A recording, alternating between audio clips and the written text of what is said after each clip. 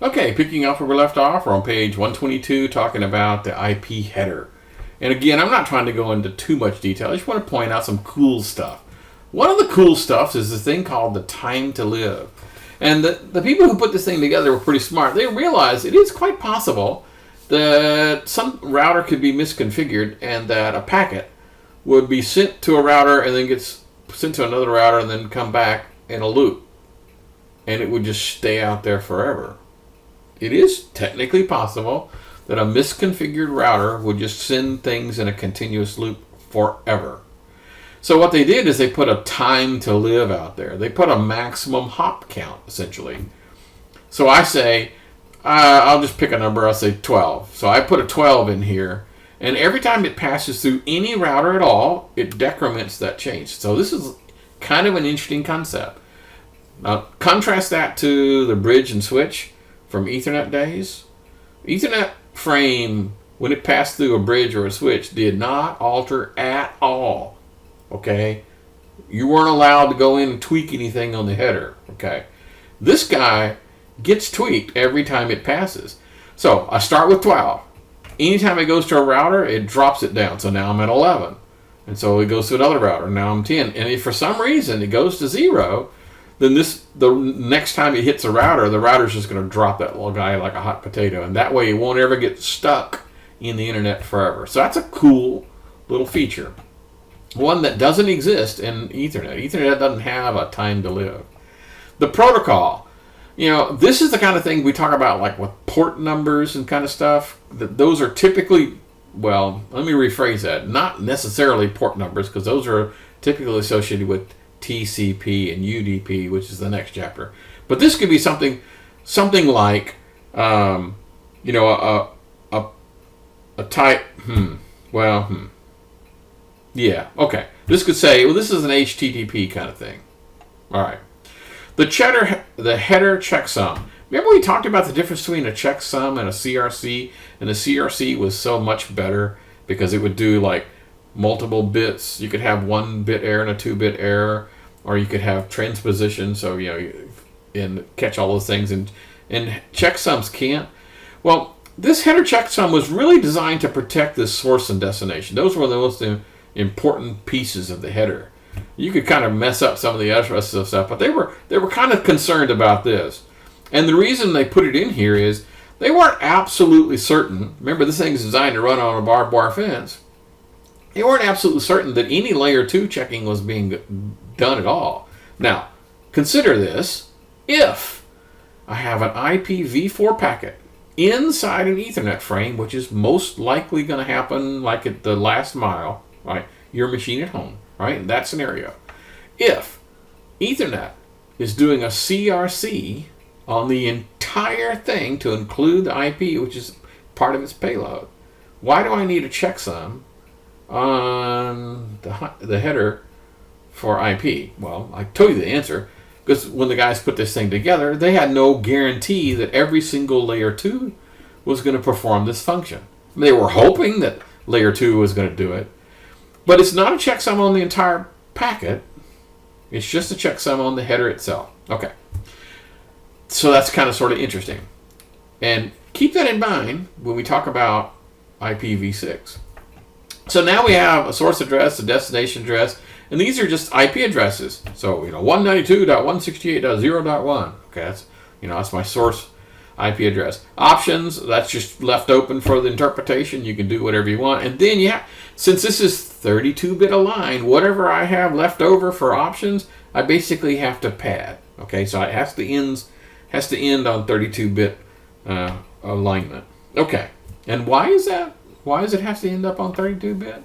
Because this is designed for software, not hardware. Okay. So, one more time, let's talk about layers. So, I've got my transport layer that got me to the router. Okay, and then I open up the packet and go, wow, look, here's an IP packet.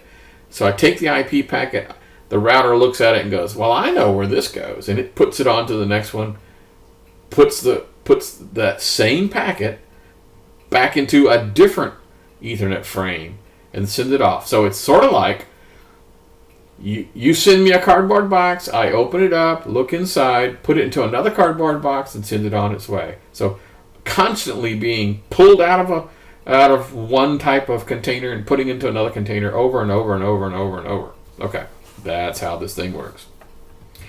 On page 126, they talk about the IP addressing. And unfortunately, to be able to talk about IP addressing,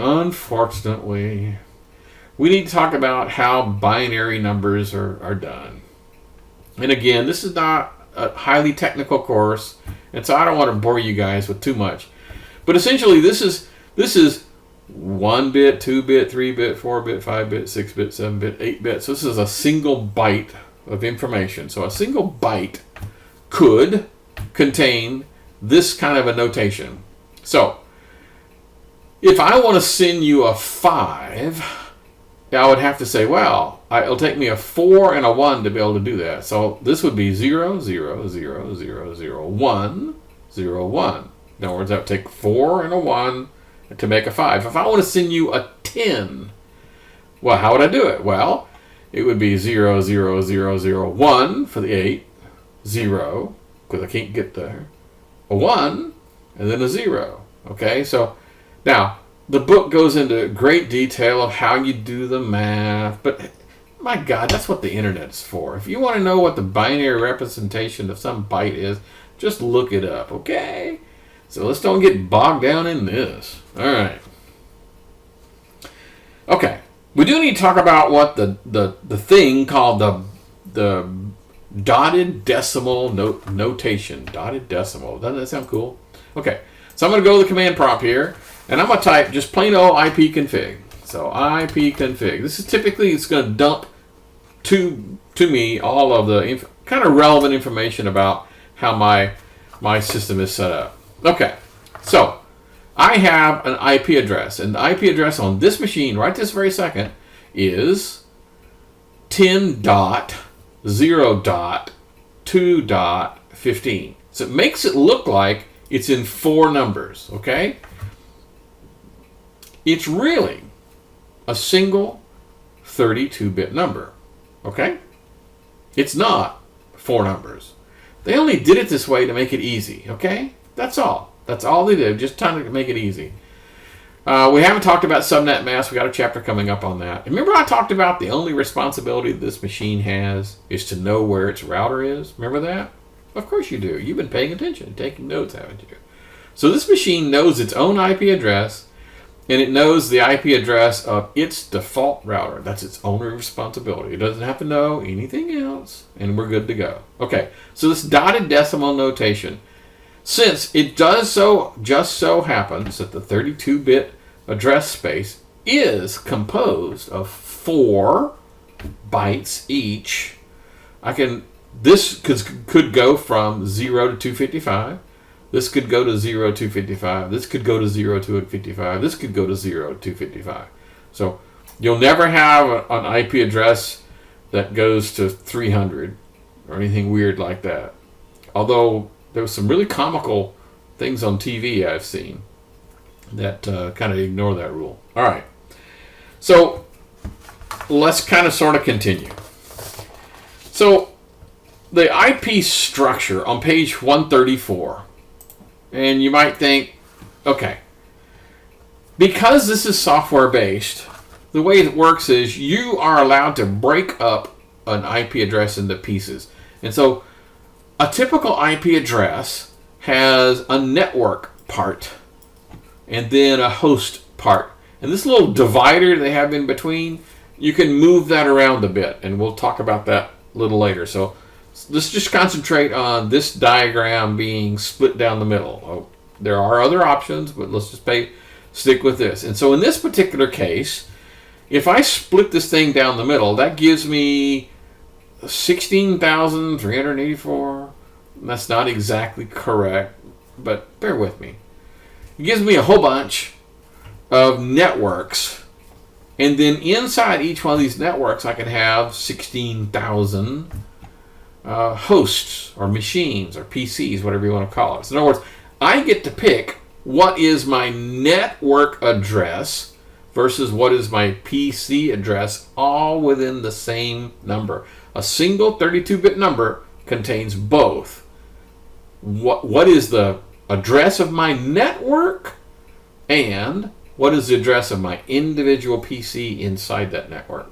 Both of those things are encoded inside here. Okay, so in this particular example, they have 131.91.128.84. So 131.91 belongs to a company, belongs to an organization, and I could look that up, and we're going to do that in just a moment, to see who that belongs to. That is the name of a network.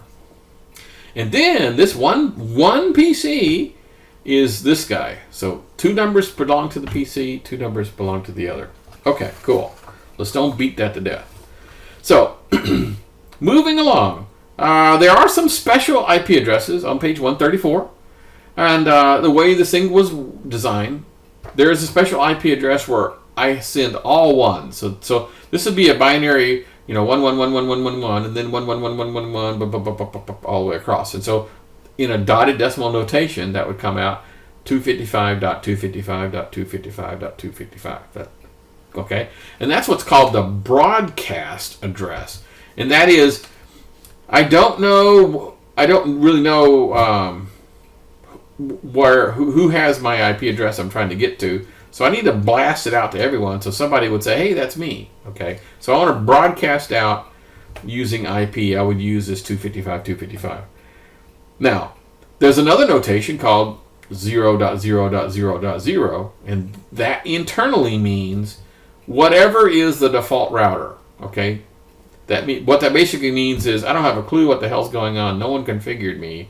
So I'm just going to assume if I send it to 0.0.0 that some other system that's smarter than I am is going to pick that up and know what to do with it. Okay. By the way, that's not really used that way much now because almost all devices are configured to know who their nearest router is, the default router is. And then there's a home address. Home address is 127.0.0.1. And home means I'm sitting at my machine and I want to send a packet, but I want to do a test. Okay, I want to send a packet to myself. Okay, well, how do you do that? I can't put in my IP address because the machine will go, I don't know what the hell you mean. So I can put in an IP address of 127.0.0.1, and what that means is just run it through the mill and send it back to me. It's the home address. Okay, so I do have to show you a really cool, I'm going to have to zoom into this a lot. I do have to show you a cool little graphic. Oh, I kind of overdid it. All right, here. Dang it. Okay, here we go. So at the beginning of this thing, the guy says, so, what's your address? And so he says, well, my address is 173.168.15.10. It says, no, your local address. Oh, that's 127.0.0.1. No, your physical address. Well, my MAC address is 29.1.30 blah, blah, blah, blah, blah. It's like, okay, smart ass. So yeah, this is kind of funny. This is from Mr. Robot. So yes, what is my physical address? Well, it's the MAC address on my card. Okay. All right, so let's talk about this whole concept of what's called multi-part addressing. This should not be a new concept because we use it for everything. Like area codes. You dial an area code, you know that the number is going to be some subset of that geographic region. You know how it is with zip codes. The first digit of the zip code is this chunk of the United States. And it's the same thing with this. If I send a note to a particular IP network, then wherever that, now it's not geography, but wherever that network is, the next numbers are going to be the ones that are going to be a subset of that number. Okay. This is a good place to stop for the 15-minute mark, and we'll pick this thing up again in just a few.